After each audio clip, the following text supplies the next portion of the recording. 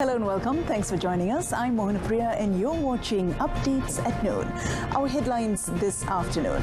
Ministry to work with enforcement agencies to tackle abuse of subsidized cooking oil. My Easy cover to be expanded to staff at GLCs, GLICs and private sector.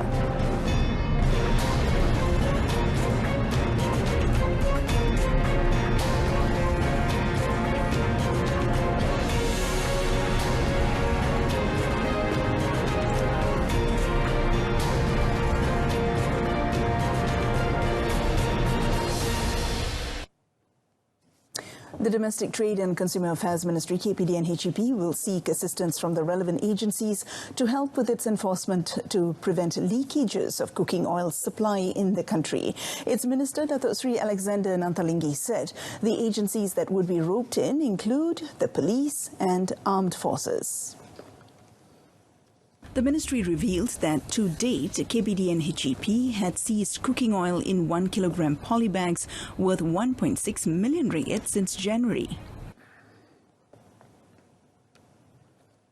Menyuruh ada ketirisan, erti kata disalahgunakan adalah oleh kerana yang minyak masak bersubsidi dalam polybag ini 1 kilogram yang dijual dengan harga murah RM2.50 ini adalah kegunaan domestik, kegunaan isi rumah, dan mereka yang membeli ini dan menggunakan ini untuk restoran, memang itu kesalahan.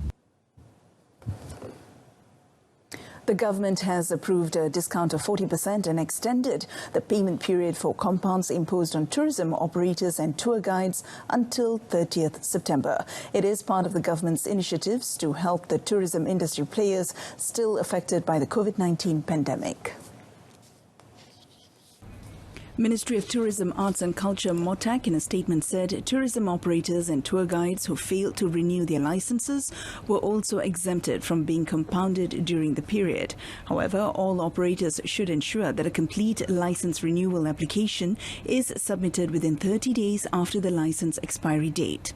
Apart from that, licensed tourism operators were also given flexibility in setting the size of business premises, conducting other business in their premises and renting co-share office spaces. MOTAC hopes that the initiatives would help alleviate the burden of the industry players still affected by COVID-19. Police arrested a local man in his 60s for obstruction and using force against a civil servant, a member of the Road Transport Department (JPJ), from performing his duties in an incident at Keningau yesterday. Keningau District Police Chief DSP Nur Rafida Kasim said police received a report of the incident at 6:32 p.m. and initial investigations showed JPJ Keningau branch staff had detained a suspicious backhoe excavator for inspection. In a statement last night, she said the inspection subsequently found that there was an offence committed, adding, when a summons was being issued, the disgruntled driver drove his backhoe to topple the vehicle of the JPJ team, causing damage to it. The officer managed to avoid injury during the incident. She said police arrested the local male driver and seized the backhoe vehicle, adding that the case was being investigated under sections 186, 353 and 427 of the Penal Code. Nur Rafida advised the public not to speculate on the viral video of the incident as it would disrupt the police investigation.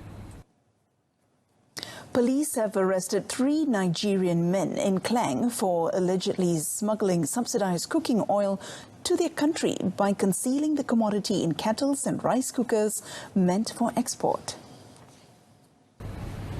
North Klang Police Chief ACP S. Vijay Rao said the police seized 1,100 packets of cooking oil, 225 kettles and 51 units of electrical appliances, all estimated to be worth 18,910 ringgit in the raid, which was made following public complaints. Tangkapan 3 lelaki warga Nigeria berumur 30 hingga 40-an. Semakan dokumen perjalanan mendapati telah tamat tempoh. Dan tangkapan, semua tangkapan direman selama 4 hari untuk siasatan lanjut.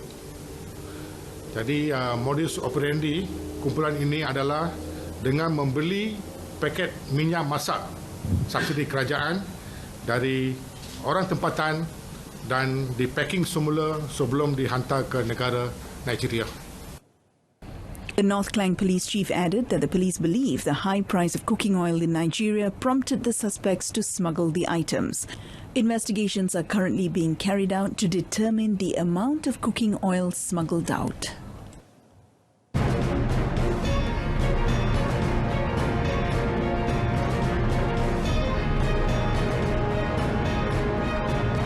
Government committed to controlling cost of living.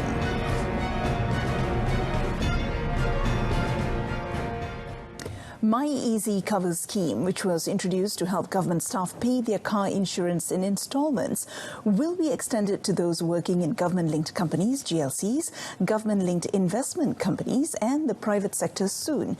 In making this announcement, Prime Minister Dato Sri Ismail Sabri Yaakob said the program was part of the government's commitment to protect the well-being of its staff in line with the Keluarga Malaysia aspiration.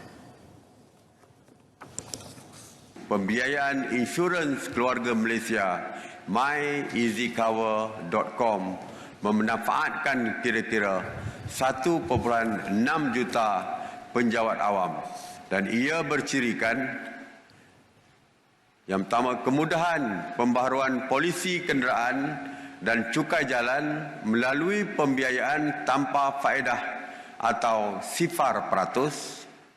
Penjawat awam boleh memperbaharui insurans kenderaan dan cukai jalan tanpa apa-apa bayaran pendahuluan. Bayaran balik pembiayaan secara ansuran sehingga 10 bulan melalui skim potongan gaji angkasa. Prime Minister said this at the Keluarga Malaysia myeasycover.com program under the Human Resources Ministry.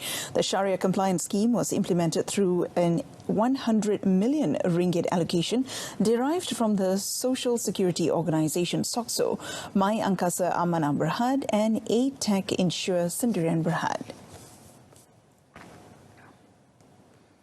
The government is committed to controlling the cost of living in the country when it provides an additional subsidy allocation of 370 million ringgit for July and August this year. Finance Minister Tengku Datuk Sri Zafrul Tengku Abdul Aziz said the additional subsidy allocation was following the Agriculture and Food Industry Ministry's announcement on chicken and egg subsidies, making the projected subsidy expenditure for 2022 to 77.7 billion ringgit. For a period of 5 months, from February to June, he said the government had provided an allocation of around 730 million ringgit to subsidize chicken and egg prices. With the latest announcement, the government has provided 1 billion ringgit to help the people, namely additional chicken and egg subsidies for 2 months, July and August, as well as additional cash assistance worth 630 million ringgit paid to recipients of Bantuan Keluarga Malaysia from 27th June. Meanwhile, Tengku Datuk Sri Zafrul said, as an open economy, Malaysia was not exempted from the global inflationary pressures, and it meant that rising prices of goods were completely inevitable. Based on the Department of Statistics Malaysia's simulations, he said Malaysia's May inflation rate could have reached 11.4%, but the subsidy policy helped curb inflation to 2.8%. Tekun Nasional will soon increase the maximum loan amount for G1 contractors from 100,000 ringgit to 200,000 ringgit through the Contract I scheme. Entrepreneur Development and Cooperatives Minister Tan Sri Noor Omar said the effort to increase the loan amount was to help G1 contractors face issues such as the rising prices of certain goods. Sekarang ni harga barang-barang pun dah makin naik. Dan juga 100,000 ni ramai yang masih tidak cukup untuk membuat. Dan begitu juga kalau kelas G1 ni dia punya kontrak dia nilai kontrak ke 200,000. 200,000.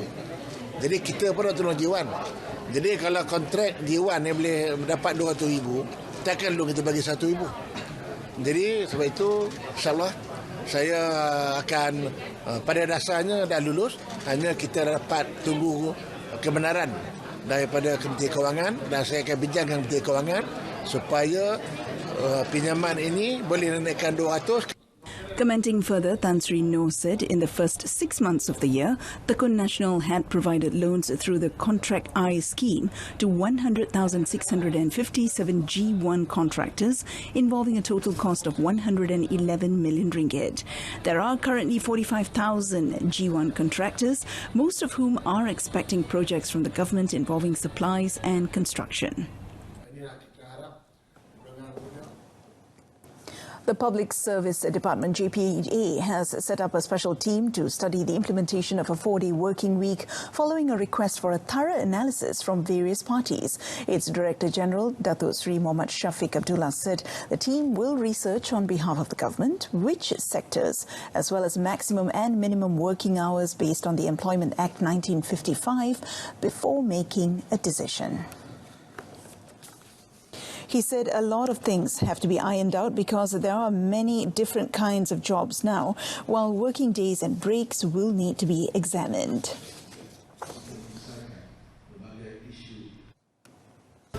Bidang mana, jumlah hari bekerja, masa rehat semua kita kena kira balik. Ya, ini kita tengah tubuhkan. But ini rate for the job. Perlu kita kaji.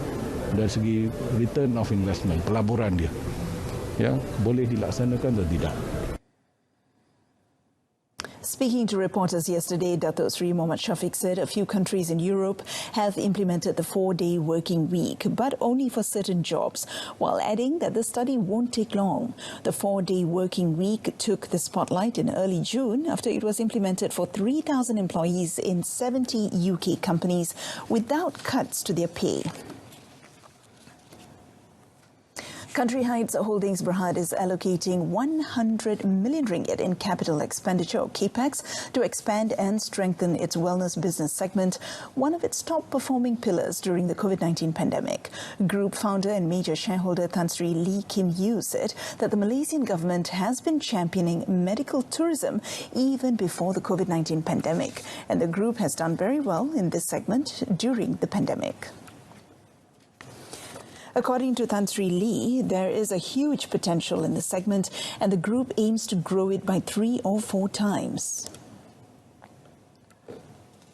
Malaysia can provide the world, or at least Southeast Asia, to come here for your wellness, anti-aging, and what you call aesthetic and rehab center. He said this to reporters after the group's annual general meeting yesterday. On the 100 million ringgit capex, he said this would be utilized to enhance equipment, staff upgrading and working capital. On international relations, Prime Minister Datuk Sri Ismail Sabri Yaakob congratulated Ferdinand Romualdez Marcos Jr., who was sworn in as the 17th President of the Philippines. In a post on Facebook attached with a poster of Marcos Jr. and a congratulatory message, the Prime Minister expressed hope that the relationship between Malaysia and the Philippines would continue to be strong for mutual success. Marcos Jr., 64, took his oath of office as the 17th President of the Republic at the National Museum in Manila after winning the 9th May presidential election by a landslide. The son of former President Ferdinand Marcos replaces Rodrigo Duterte. The Philippines is Malaysia's 15th largest trading partner with a trade volume of 32.53 billion ringgit in 2021, an increase of 24.6% over the value recorded in 2020.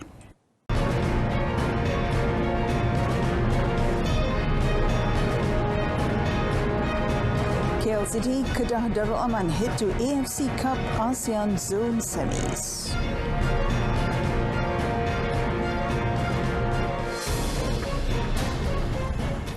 Malaysia Cup champions Kuala Lumpur City FC have confirmed their spot in the ASEAN Zone semi-finals of the Asian Football Confederation Cup after beating Singaporean club Tampines Rovers 2-1 in the final Group H match at the Kuala Lumpur Football Stadium in Cheras last night.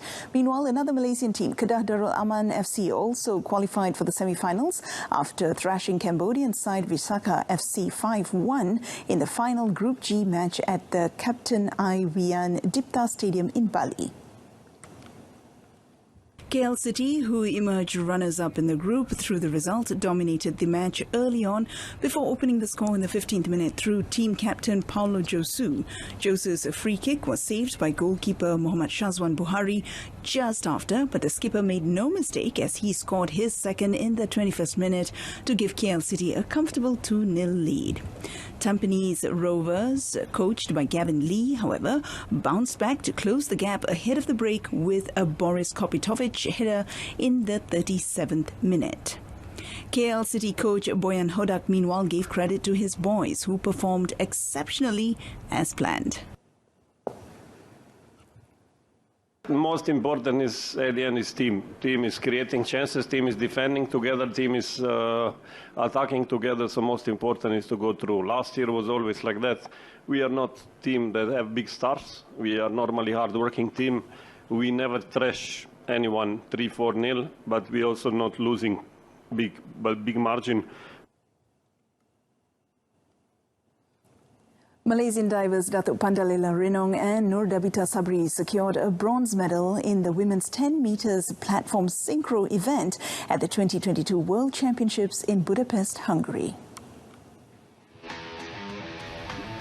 Pandalela and Dabita scored 298.68 points after completing 5 dives to finish third in the final. The gold medal went to Tokyo Olympic gold and silver medalists Kwan Hongchan and Cheng Yu-chi from China, who collected 368.4 points, while Americans Delaney Schnell, Katrina Young scored 299.4 points to finish second. On Tuesday, national diving queen Pandalela brought glory to Malaysia by winning the bronze medal in the women's 10-meter platform at the same championship. The Malaysian Gymnastics Federation (MGF) is confident that Malaysia's 3 rhythmic gymnasts to the 2022 Birmingham Commonwealth Games have the potential to realize the country's target of winning 1 gold. MGF Honorary Secretary Afrita Aryani Nasril said Koisian, Ng Jo Yi and Izzah Amzan have their strengths in their individual apparatuses and could land a gold medal. She said all the gymnasts have their own strengths and it depends on the jury and athletes on competition day. The 3 have been having very solid training and preparations since December last year, followed by SEA Games exposure in Hanoi last month. Every gymnast have their own strength and in order to get the gold medals. So like for example, Joey have a strong routines and ability to get the goal from one of the apparatus. Izzah also have her favourite apparatus, which is kita taruhkan daripada Gold Coast, and even for this coming Commonwealth for the individual apparatus to get the goal. And Sian also have her strong apparatus that she can manage to get 1 goal. It all depends on the gymnast itself that day, and of course with the jury also that day. So everything we have to cover as a whole during the competition itself. She said this to reporters after a visit by Commonwealth Games chef de mission Dato' Sharul Zaman Yahya yesterday.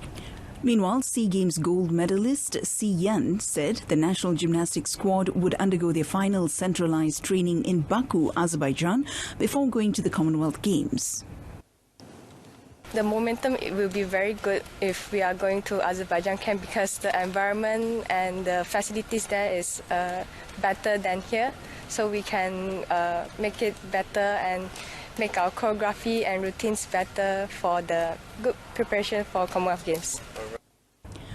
Meanwhile, Dato' Sharul Zaman expressed satisfaction with the 3 gymnasts' performance at the recent Asian Championship in Pattaya, Thailand. And that's it from us today in our top story today. KPD and HEP to work with enforcement agencies to tackle abuse of subsidized cooking oil. News at 10 comes on this evening on My Freeview's Berita RTM news channel. I'm Mohana Priya. Thank you for your company.